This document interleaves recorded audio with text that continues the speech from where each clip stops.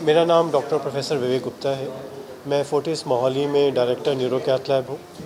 आज हम जिस चीज़ के लिए प्रेस मीट की है वो है एक नई टेक्नोलॉजी, एक नई अप्रोच स्ट्रोक के पेशेंट्स को ट्रीट करने के लिए, जिसे हम direct to cath lab approach का हमने नाम दिया। Direct to cath lab approach क्या है कि सस्पेक्टेड स्ट्रोक का पेशेंट इमरजेंसी में आया, क्लिनिकली हमें लगा वो स्ट्रोक है, डायरेक्टली उसे हम कैथ लैब ले गए नस खोलने के लिए, ब्रेन की नस को ब्लॉकेज खोलने के लिए, विदाउट गोइंग टू रेडियोलॉजी। कैसे वो पॉसिबल है? एक नई टेक्नोलॉजी जो फोर्टिस मोहाली ने एक्वायर किया है, जिसे biplane neuro cath lab with flat panel CT बोलते हैं। इसमें हम कैथ लैब का काम तो करते ही हैं, साथ में सीटी स्कैन कर सकते हैं। सो वो सारे स्ट्रोक के पेशेंट जो पहले इमरजेंसी से रेडियोलॉजी में जाते थे, सीटी स्कैन या एमआरआई कराते थे, डिसीजन होता था, फिर पेशेंट कैथ लैब जाता था, अब वो स्टेप हटा दिया बीच से। पेशेंट इमरजेंसी में अगर स्ट्रोक का है और ट्रीटमेंट उसको चाहिए तो हम डायरेक्टली कैथ लैब ले जाके सीटी उसी मशीन में करके, और अगर ज़रूरत है तो वहीं पे ट्रीटमेंट स्टार्ट कर सकते हैं, जिससे हम ऑलमोस्ट पौने घंटे से 1.5 घंटे तक सेव कर सकते हैं।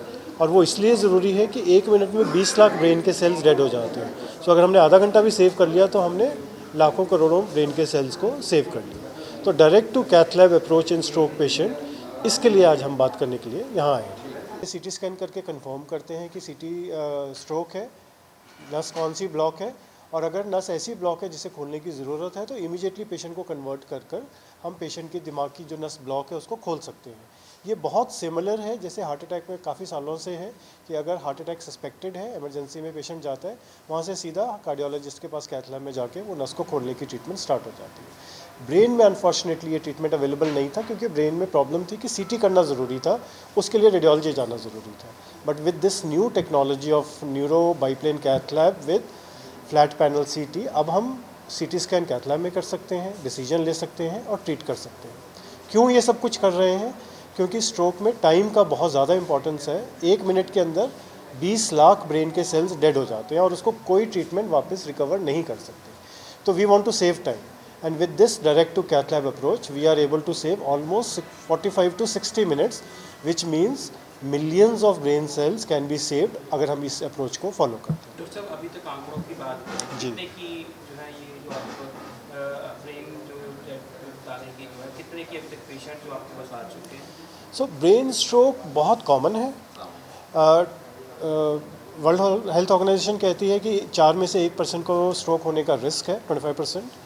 फोर्टिस मोहाली बहुत ज़्यादा बिजी है स्ट्रोक के पेशेंट्स में। इन अ मंथ हम on an average 40 to 60 stroke के पेशेंट्स देखते हैं। कोई विंडो पीरियड के अंदर आते हैं, कोई उसके बाद आते हैं, पर इतने ज़्यादा आते हैं। One of the highest volume centre for stroke is Fortis Mohali at this point of time. ये जो पेशेंट्स हैं कितनी जल्दी आए उस पर डिपेंड करता है कि उनको ये जो ट्रीटमेंट जिसकी हम बात कर रहे हैं वो दिया जा सकता है कि नहीं, क्योंकि इसकी आउटर लिमिट है। 24 घंटे के बाद ये ट्रीटमेंट नहीं दे सकते। जो एक टीके का इंजेक्शन होता है उसको हम 4.5 घंटे तक दे सकते हैं। ब्रेन के अंदर जाके जो नस खोलते हैं उसको मैकेनिकल थ्रोमेक्टमी बोलते हैं, वो हम 24 घंटे तक दे सकते हैं। और आपको भी मालूम है कि पेशेंट पहले भटकते हैं, उनको डायरेक्शन नहीं मिलती, वो 2-3 हॉस्पिटल जाते हैं, जब तक हमारे पास आते हैं वो ऑलरेडी लेट हो चुका होता है। बट क्योंकि बहुत ज़्यादा वॉल्यूम से पेशेंट्स आते हैं, जस्ट फॉर एग्जांपल अभी रात को I have done 2 patients back to back. I was in the hospital from रात के 12 बजे से सुबह के 8 बजे तक। सो इतना वॉल्यूम है कि कभी कभी 2-2 पेशेंट साइमल्टेनियसली आते हैं, जिनको हमें एक के बाद एक ट्रीट करना पड़ता है। सर, जैसे अभी हाल ही में आज जो जवानों की बात करें, वो भी फोर्टिस में ही थे, उनकी ब्रेन डेड की बात की जा रही है, तो उस वहाँ पर भी क्या ये ट्रीटमेंट दिया गया था? नहीं, वो अलग चीज़ है। हम ब्रेन डेड की बात कर रहे हैं स्ट्रोक के रिलेशन। कॉन्टेक्स्ट समझना ज़रूरी है।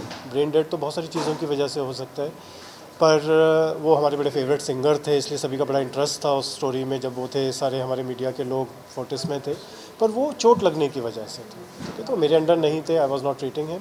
बट वो चोट वाला केस था। चोट के केसेस में अलग तरह से ब्रेन रिएक्ट करता है।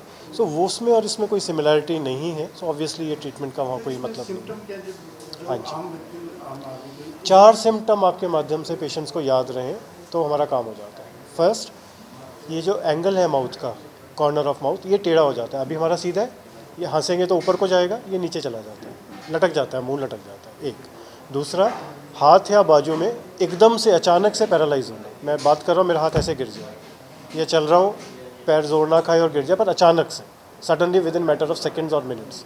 तीसरा, स्पीच, मैं बोल रहा हूँ, क्लियर शब्द है, आप सुन रहे हैं, आपको समझ आ रहे हैं, स्पीच समझना बंद हो जाए या बोलने में दिक्कत आ जाए, या मैं ऐसे बोलूँ जैसे स्लरिंग हो रही है, ड्रिंक करने के बाद कुछ लोग करते हैं, स्लर्ड हो जाते हैं, वॉइस वर्ड्स मिस हो जाते हैं, तो ये 3 सिम्टम्स हैं। ये 3 मेजर सिम्टम हैं, पैरालाइज होना सडनली, स्पीच का ख़राब हो जाना या मुंह का टेढ़ा हो जाना।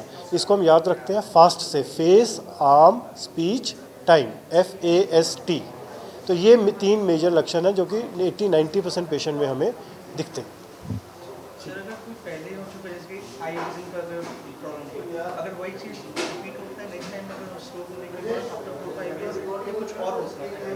नहीं, स्ट्रोक दोबारा भी हो सकता है। जब दोबारा स्ट्रोक होगा तो सेम सिम्टम्स आते हैं तो आप आई विजन होना? अब आ सकते हैं, सेम भी आ सकते हैं, डिपेंड करता है दिमाग का कौन सा हिस्सा इफेक्ट हुआ है। अगर बार बार एक ही हिस्सा इफेक्ट हो रहा है, पहली बार ट्रीटमेंट नहीं हो पाई, तो सेम सिम्टम्स भी आ सकते हैं। कौन सा पार्ट होता है जो स्पाइनल कॉर्ड से कनेक्ट होता है? हाँ जी। उससे आई विजन का जो इशू आ चुका है एक बार, तो क्या वही उससे सेकंड ट्रीटमेंट कैसे होता है पेशेंट का? अगर एक वो क्या होता है कि स्ट्रोक क्योंकि ट्रीट होता नहीं, हमारे यहाँ बहुत सारे पेशेंट एक बार पैरालाइज हो गए या जैसे आप बता रहे हैं सिम्टम्स आ गए, खून पतला करने के लिए एस्प्रिन दे दिया और काम चल पड़ा।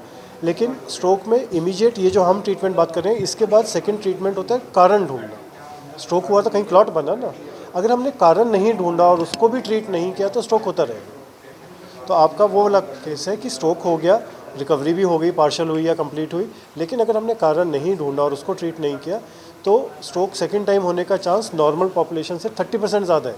अगर एक बार स्ट्रोक हो गया, सेकंड स्ट्रोक होने का चांस 30% ज़्यादा है, until unless you find out the cause. उसको ट्रीट कैसे किया जाता है? वैसे जैसे फर्स्ट टाइम स्ट्रोक होता है वैसे ट्रीटमेंट? बिल्कुल वैसे ट्रीट किया जाता है, वो फ्रेश स्ट्रोक माना जाता है, और अगर उसकी सिविरिटी इतनी है कि ट्रीटमेंट वारंट करती है तो ट्रीट किया।